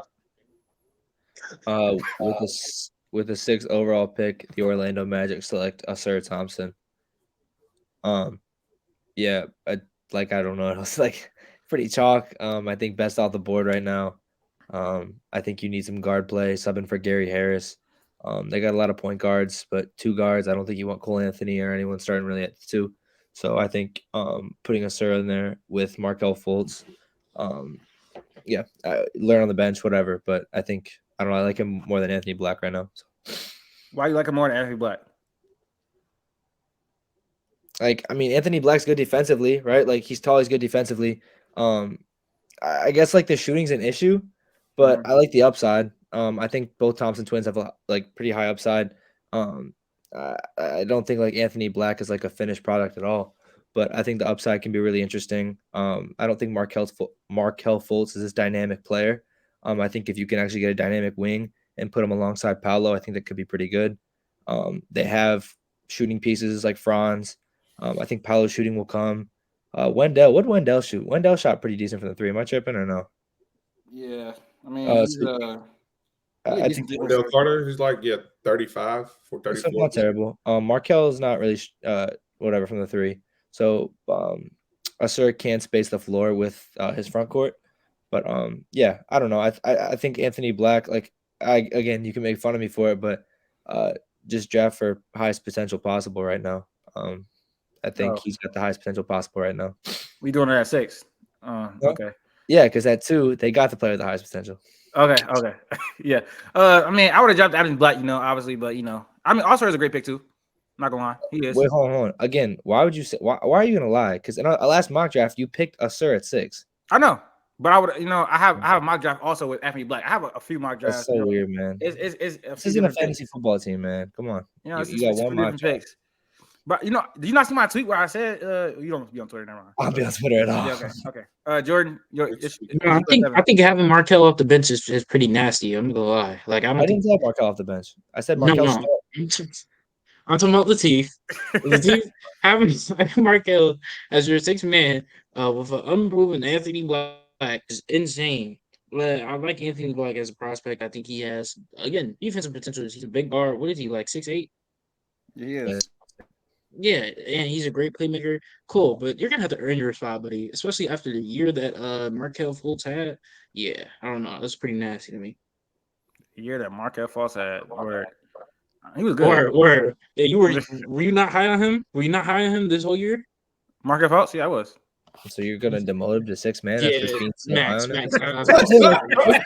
This is like the stuff off camera, that like no one else sees. Like you try and be so perfect and you're always right, but all the stuff off camera, you just be talking sometimes. You just say stuff. He just be chatting. That's what I'm saying. He do just be chatting. He do just be chatting. I be catching him in Discord just chatting He a wants lot. to talk. Bro. He's like, "Oh, I got all this stuff." I've always been like, "No, stop! Like literally stop!" Like it's He just definitely weird. one of those. He definitely pull out the. I always been a. His sixth pick keeps switching. He's like, "Oh yeah, no, that's a terrible pick. I was going with this guy." And it's like, why? You literally just picked in the last mock. Oh, Like he make fun of my picks. He said they were good picks, and then the only thing he changed about the last draft was he switched his picks. So obviously your last mock draft was pretty bad. So what you mean? I didn't switch no picks. Yes, you picked Asar Thompson when we did the last one. I did. Anthony Black. So I don't see what's happening here, man. You know, a day or two change. It's draft season, bro. A day or two will change your mind. You know, watching film, watching some tape. You know, looking at numbers, you'll change your picks pretty frequently. You know, it's nothing ever concrete until they get drafted. Do you just gotta on a piece of paper and you just scribble out the name and write Anthony Black and then scribble it out again and put Asar and then scribble it out again and put Anthony Black and just keep going back and forth? No, I got you see that? There you go. Yeah. So, Jordan, you at 7? We at 7? Yeah. With the 7th overall pick in the 2023 NBA draft, the Indiana Pacers will select Jarris Walker. Great pick. I think Jarris should have gone 5. I like Jarris' fit in Detroit better, but I like Jarris Walker a lot. Pretty self-explanatory. The Pacers have pretty much everything but consistent wings, especially wing defenders. I think Jarris is probably, other than Wemby, probably the best defender in the draft. Give Taylor Hendricks some respect. I think either or. Even if you want to say Taylor Hendricks, fine. But yeah, as a cutter, as a slasher to the rim, playing with Halliburton and shooters like Buddy Hield and other playmakers and scorers like Benedict Mathurin and others. I think, and especially next to Miles Turner, I think him and Miles Turner, if Miles Turner is still there, I know we talked about Miles Turner going to Phoenix or something, but if Miles Turner is still there next year, Miles Turner and Jarris Walker, I feel like that's a solid, strong front court defensively. And next to Miles Turner, next to a rim protector, that'll give Jarris Walker, leverage to be able to do what he does best, which is roam and defending space. So pretty self-explanatory. I think the Pacers, they're moving in the right direction. I think before Halliburton got hurt, they were the 6th seed. They were in the middle. Yes, they were in the playoffs for Yeah, they were making the first 3 months of the season. They were in the playoff hunt. It made no sense. They should have tanked the entire time. They were winning for no reason.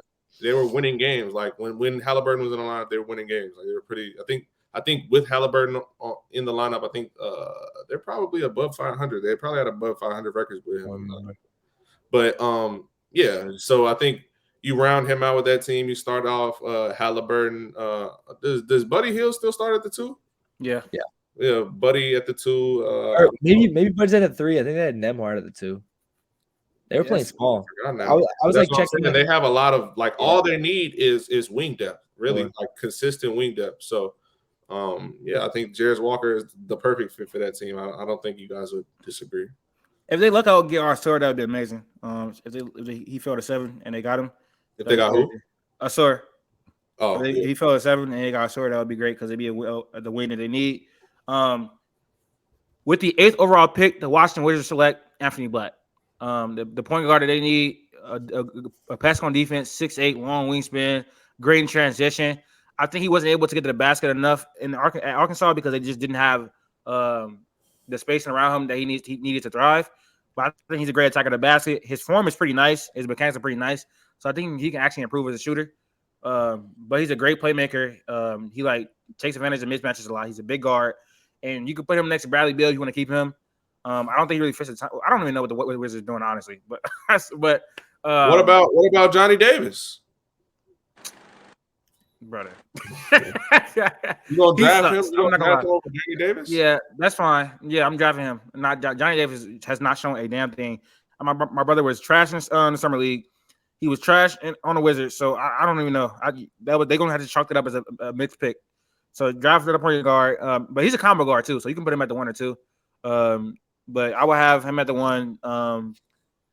Put Bradley Beal at the 2. I think Kuzma should come back, honestly. But yeah, I think they'll trade Kuzma at the deadline regardless. I think Kuzma will get moved to the For who? deadline. Just to some team. He's got an expiring contract. Yeah, but I He'll think be- that's a think great they'll pick be for him. Anthony Davis is one of my favorite guards in the entire draft class. I'm very high on him. So that's why I thought he should have went to 6 of the Mavericks, or he can go like I'm not mad at Sir too. Yeah, so it's whatever. Now you're switching your choice on it. Wait, who grabbed the star? I picked him at 6. You got 9 with Utah. They got a couple of you, needs. You better not pick my guy. You just got what are you talking about? Anthony Black. Are you talking about? Oh, you just Anthony Black went 8 to Anthony Washington. Black to Washington. Yeah. All right. Needs. Go ahead. My bad. The 9th pick, Utah Jazz select Nick Smith. Oh no.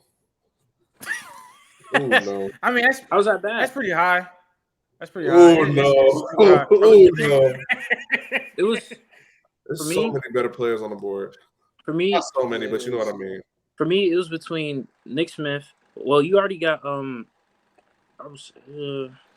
already Can you got. put your camera? Can you put your camera, brother? I can't really see you. Like it's just your mouth. My bad. Yeah, that's better. So for me, I was thinking about what's his name? The white center, Walker Kessler. Think about Walker Kessler. So I wouldn't take bro. Oh, go ahead. okay, Go ahead. I'm listening to you. I don't know. I think Nick Smith is a great pick, bro. You guys know how I love Jalen Hood-Schifino. So I don't know. I don't know. Low key. I mean, are you gonna talk about Casey? Are you gonna bring up Casey Wallace? Is that what you're talking about? Yes, I mean, he's the better I'm not gonna player. say everybody's name. Yeah. JD, who would you have picked? Probably Grady Dick or a wing or like Grady Taylor Dick? Hendricks or something. No. I think Grady Dick is Definitely the Jazz definitely do not need a. Let me not say that, but they No, they definitely need a need a guard. guard. They need a definitely guard. a guard. They need a guard. Who like okay, so Jason Wallace. Utah needs a guard. Yeah, I think Casey Wallace would have been like I would have probably picked Casey Wallace, but they definitely need a guard. It was Definitely between Casey Wallace and Smith. They got what? You got Sexton, you got Clarkson. Guard wise, it's kind of like shallow. I mean, they at least got Laurie, they got Walker, they had Kelly Olynyk starting at the 4. They played huge. yeah, they do need another guard. You're right. So yeah, I think guard's a good pick. Like I think there are better players on the board, but again, you're picking fit over you're picking best prospect available. So I don't hate it. We're at 10? Am I up? Yeah, I'm up. I think This is good for me. I was kind of hoping someone slipped. Yeah, Dallas. With the 10th overall pick, the Dallas Mavericks select Taylor Hendricks. I don't think there's really anybody else. Like, I think as far as defense and as far as a big, that's their biggest need. So I think Taylor Hendricks slides in there pretty perfectly. Yeah, not much else to be said. They don't need a guard. Casey Wallace is off the board. I'm not picking a shooter. They have too much shooting already. Their biggest Jason need is Wallace defense. is on the board. I said I'm not picking him. Yeah, they don't need a guard. I'm assuming Kyrie's re-signing with how he's talking about trying to recruit LeBron to Dallas, but you have Luka there regardless as your ball handler. So yeah, I think that their biggest need is defense. Their biggest need is a big. Whether Christian Wood's on the team or not next year, whether they move him or whatever, you still need a big. This is just lottery, by the way, right? Yeah. You still need a big. So I think Taylor Hendricks, that's like a dream scenario. Taylor Hendricks, I don't think Jarris Walker falls that far. I think the only hope is that Taylor Hendricks falls far. I know that if Taylor Hendricks goes off the board, Latif, you talk about Derek Lively. I'm not trying to spoil your picks later, but you talk about Derek Lively because they need a big that bad. Obviously the fit there, like it fits a defensive problem. Like, is he going to be a day one starter? I'm not sure. I still think I need to see a little bit more from Derek Lively, but yeah, I think like overall you go big. They need defense. Yeah, so I think this is a perfect situation where Jarris or Taylor Hendricks falls to them. I agree with that pick too. Taylor Hendricks. Also, he can space the floor as well. He shot, I think, like 30. He shot 39% from three at UCF. But I think that was I watched his tape, so it was kind of inconsistent. Like a few games he'll shoot like 6 or 7, and the next game he'll shoot like 1 for 6. So it was kind of inconsistent. But he could knock down a 3, especially wide open. So that would be amazing for them. Someone that can knock down a 3 and defend like probably like 3-5. So Taylor Hendricks is a great prospect, and that'll be a great pick for him. And I saw him earlier today on Twitter. He bulked up. He's not that slight anymore. He gained a lot of muscle in his draft process. So that'll be an amazing pick for him. That was a great pick, Max. Who you got at number 11, Jordan, to Orlando? Okay, with the 11th pick, the Orlando Magic will select. Because I wasn't even thinking for real. I thought OKC had the 11th pick, but I'm tweaking. I remember. Let me do it again. Okay, with the 11th pick, the Orlando Magic will select Grady Dick. I was to say, I thought you were gonna select Mr. Dick. Yeah. Mr. Dick is insane. Is he similar to? You just said Is he a similar player to Franz Wagner though?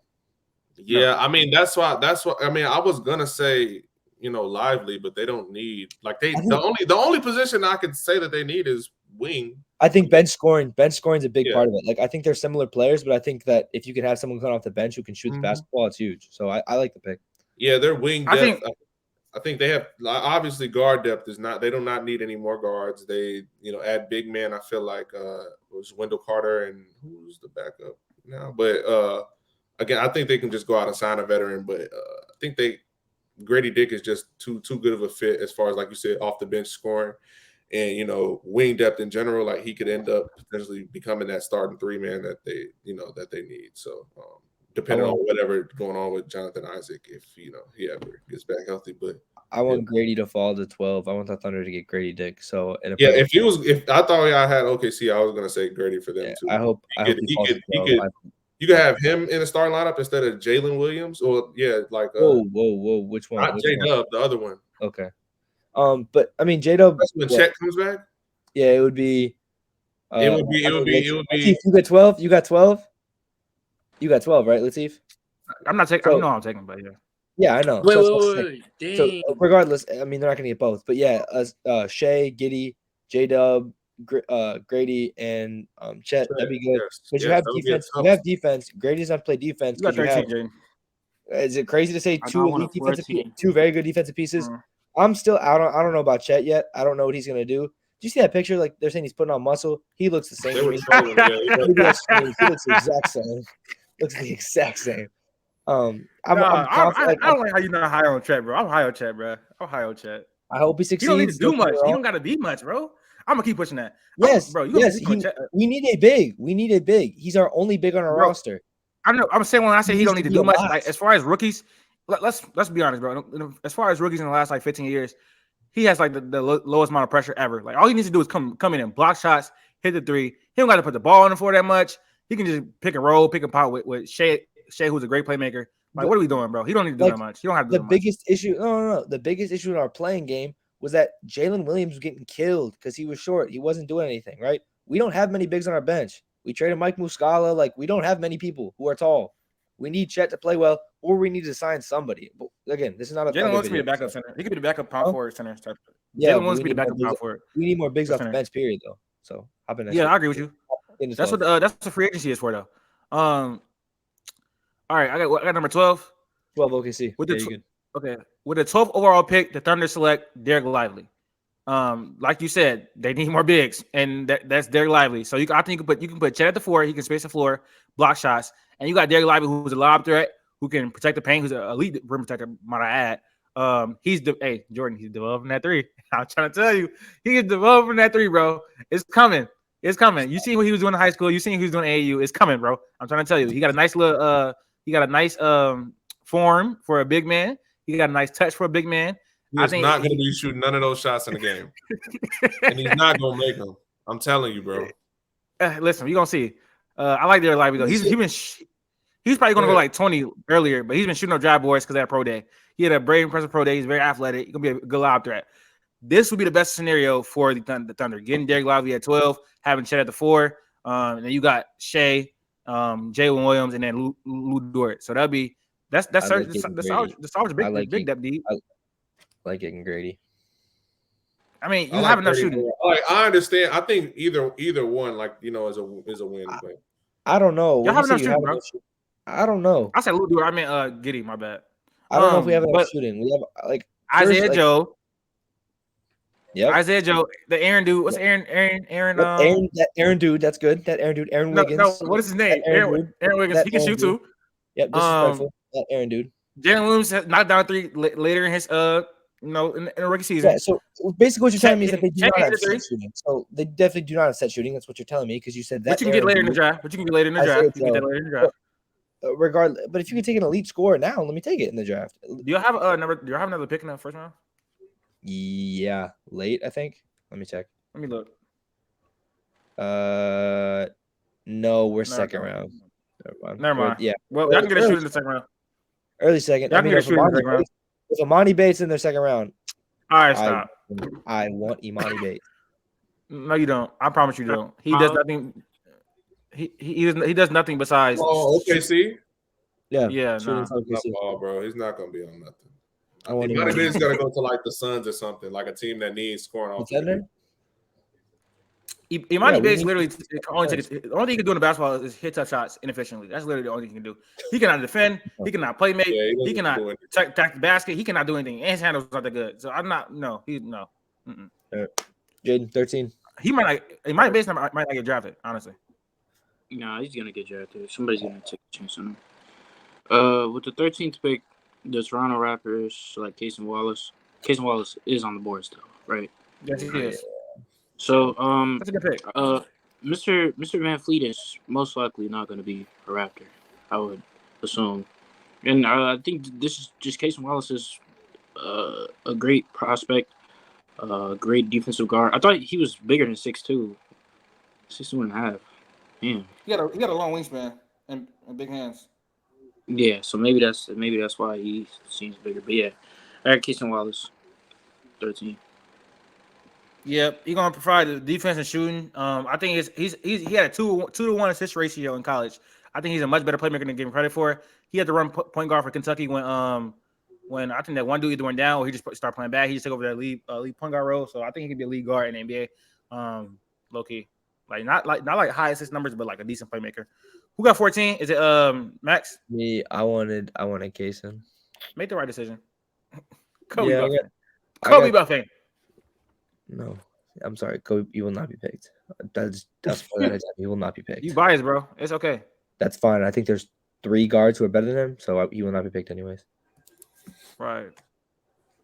I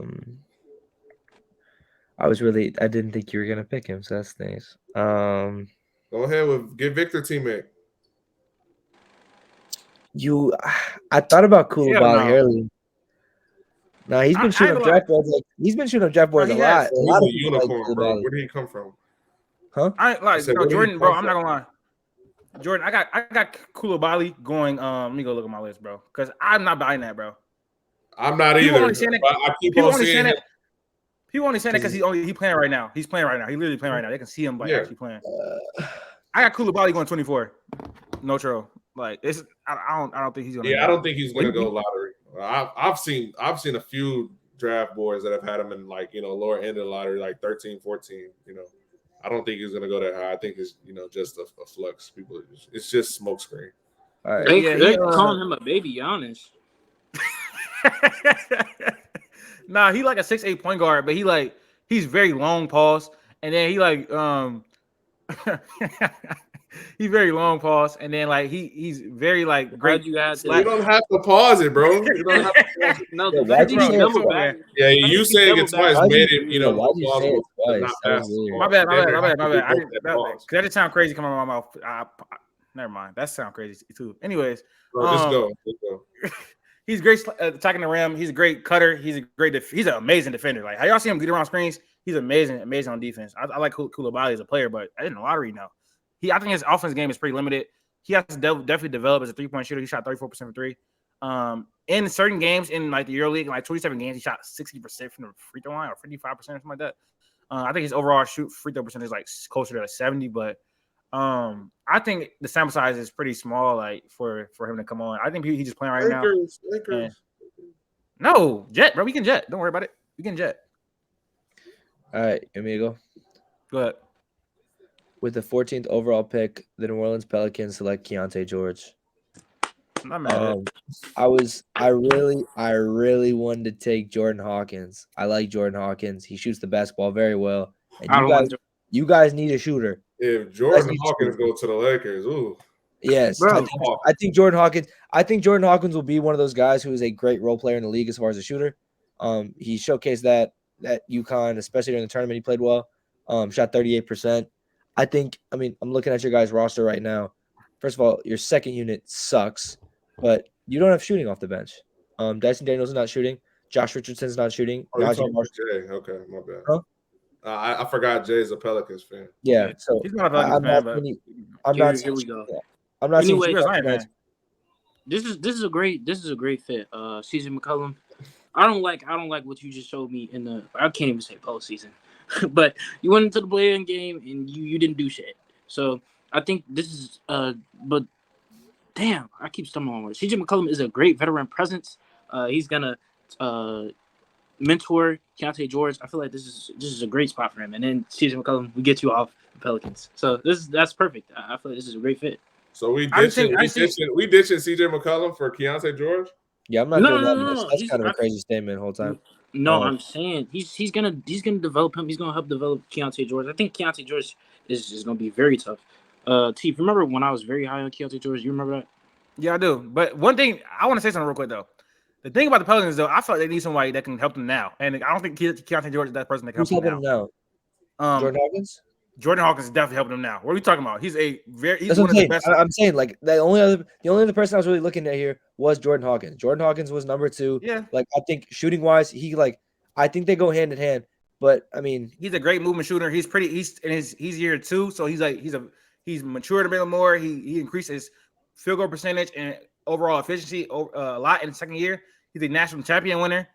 So yeah, I think like Jordan Hawkins was definitely the pick here because he helps him now, and I think Keontae George really doesn't fit their timeline. You got to develop Keontae George.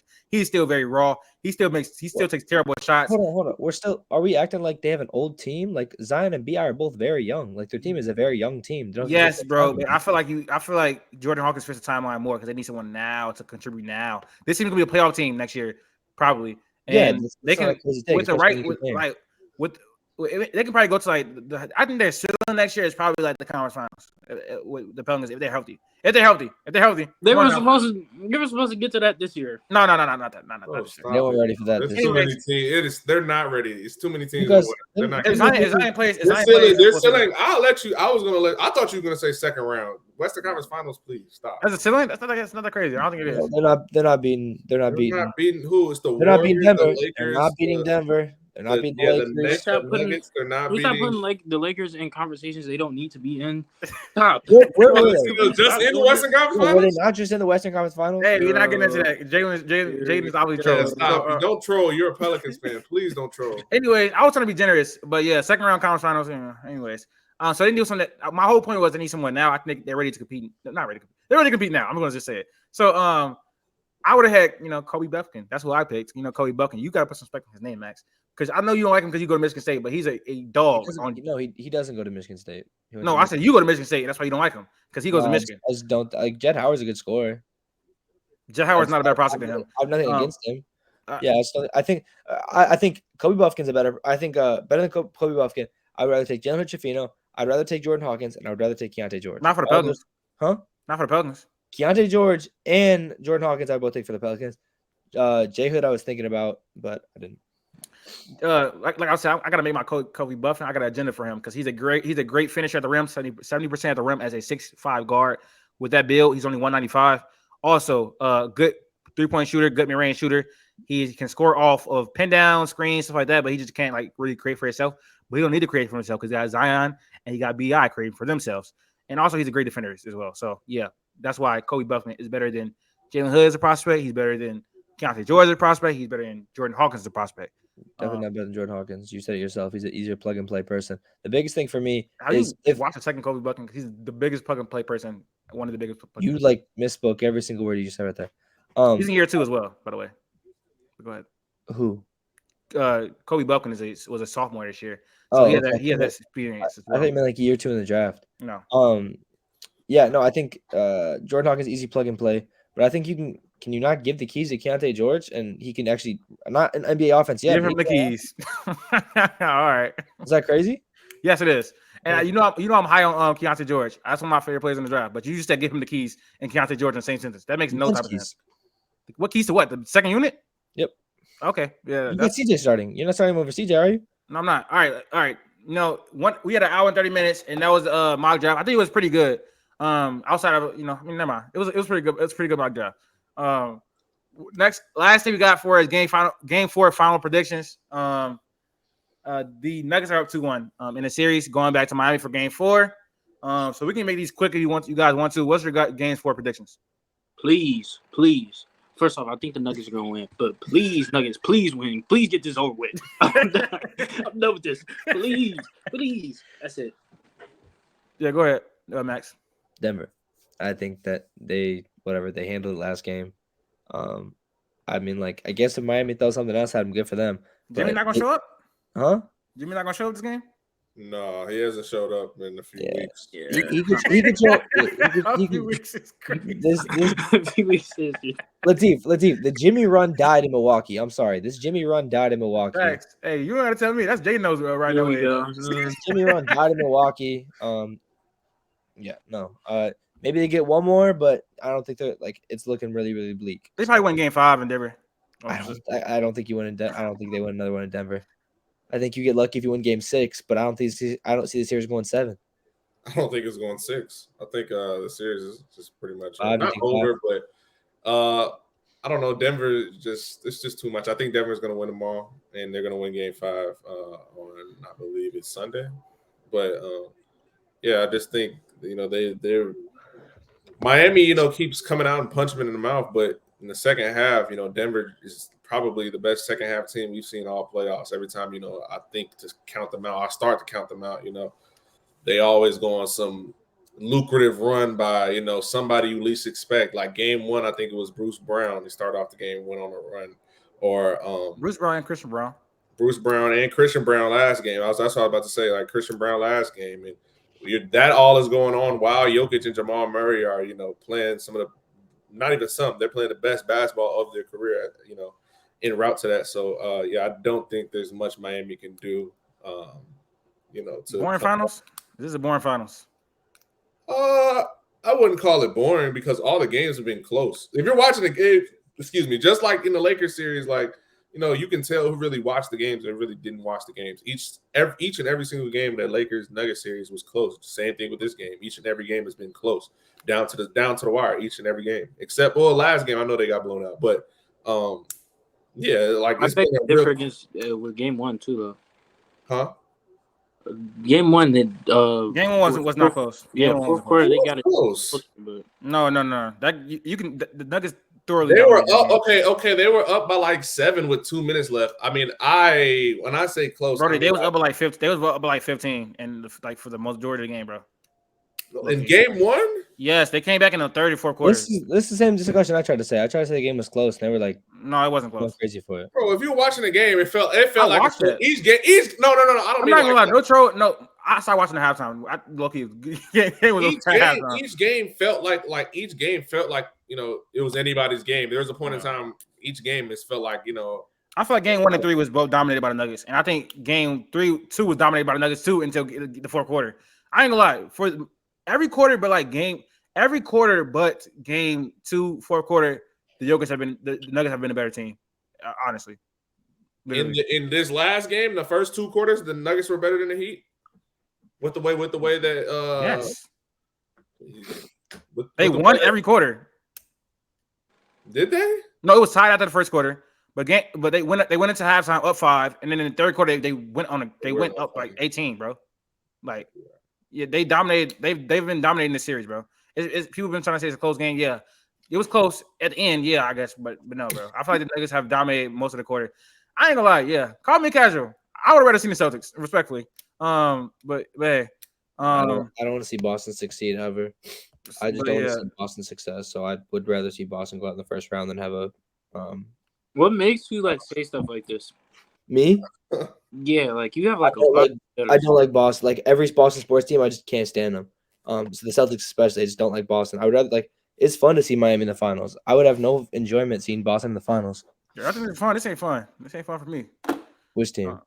Neither one. Well, actually, I like watching the Nuggets. I like watching. Yeah, watching Denver's fun. Watching Jokic have historic performances is pretty fun. Seeing watching Jimmy Butler pick it up is not fun for me. Watching him pick it up ain't fun. Seeing Miami win Game 2 was fun. Like you can't say it wasn't. That was a great game of basketball. Yeah, it was. It was a great game of basketball. Even said that. Jade even said something like, "Wow, that's a great game." Like that was great. Like yeah, that game was. It was a great game of basketball. And it's unfortunate because I don't think the series is gonna be good, but at least it was a good game. Mm-hmm. Yeah. All right, yeah, that's gonna wrap up the episode. We had a sitting at 1 hour and 35 minutes. I think it was a great episode. It's always good when JD come on and when Jaedon come on too, providing that energy. So it was a great episode though. That's episode 31. Follow all of our social medias up top. They're right there. They don't take that long to follow it, bro. Like 30 seconds, bro. And it's free. You don't gotta pay no money. Just subscribe to the channel too, bro. We trying to grow, man. If you like the content, if you like seeing us continue to increase our ball knowledge, continue to follow the page. We're gonna have some more NFL content coming soon, but the NFL been popping lately, especially with we didn't even mention it, but Zion, all that Zion stuff going on. So and Ja. Not for your boy looking out. He out here looking crazy. He out here looking crazy. It was another one. Another one came out pretty nasty. Another one came. Another one came out today. I don't know if you saw that, bro. She had pictures of him. She had pictures of him on the bed. Bro, got a picture of him laying in the bed on his back, bro. They got him looking. He's not focused. You need to talk to your boy. He's not focused. He's not focused, bro. He's not focused. How was that his fault? He's not in the gym. Have you seen the screenshots of the text messages? Yeah. Bro, he's literally not focused. He's out there doing a whole bunch of other stuff, living his life. Go get in the gym, bro. That's your whole problem. So he's supposed to be in the gym 24/7. He looked pretty in a little gender reveal video. He did look really slim though.